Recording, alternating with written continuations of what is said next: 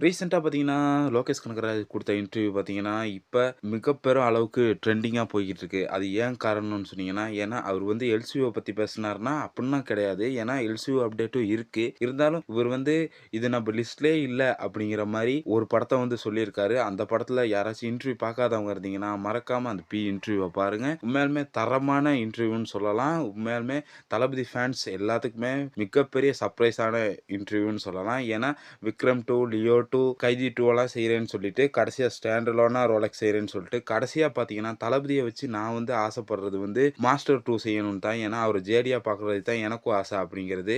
தளபதி ஃபேன்ஸ்க்குலாம் தெரியும். JD character எவ்வளோ பெரிய ஐகானிக் கேரக்டர்ன்னு அவங்களுக்கு தான் தெரியும். ஜேடி திருப்பியும் பேக் வந்தா எப்படி இருக்கும் அப்படிங்கிறத மறக்காம கமெண்ட் பண்ணிட்டும், நம்ம சேனல்ல சப்ஸ்கிரைப் பண்ணிட்டும் சொல்லிட்டு போயிருங்க. மறக்காம எத்தனை தளபதி ஃபேன்ஸ் இருந்தாலும் மறக்காம நம்ம சேனலை சப்ஸ்கிரைப் பண்ணி லைக் பண்ணுங்க, ஷேர் பண்ணுங்க, சப்ஸ்கிரைப் பண்ணுங்க. உங்க பொண்ணான கையை வந்து அந்த பெல்ல தட்டிடுங்க.